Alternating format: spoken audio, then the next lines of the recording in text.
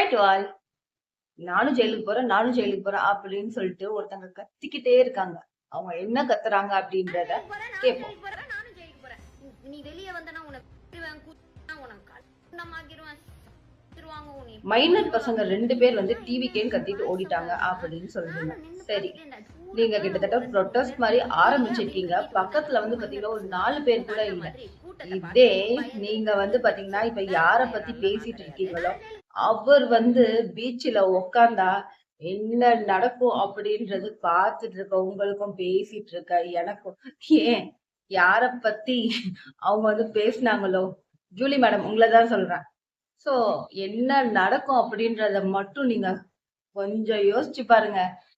இதே அவர் வந்து பீச்ல உட்கார்ந்தாருன்னா ஒருத்தர் கூட ஆபீஸ் போக முடியாது, யாராலையும் ஸ்கூலுக்கு போக முடியாது. அந்த அளவுக்கு வந்து பாத்தீங்கன்னா கிட்டத்தட்ட அந்த ஜல்லிக்கட்டுல தானே நீங்க இவ்ளோ ஃபேமஸ் ஆனீங்க. அந்த ஜல்லிக்கட்டே தோத்து போற அளவுக்கு சம்பவம் நடக்கும். ம். என்னன்னா காமெடி பண்ணின்னு இருக்கீங்க நீங்க என்னன்னா. பயப்படல அப்படின்னு சொல்லிட்டு. அவர் மட்டும் யோசிச்சாரு.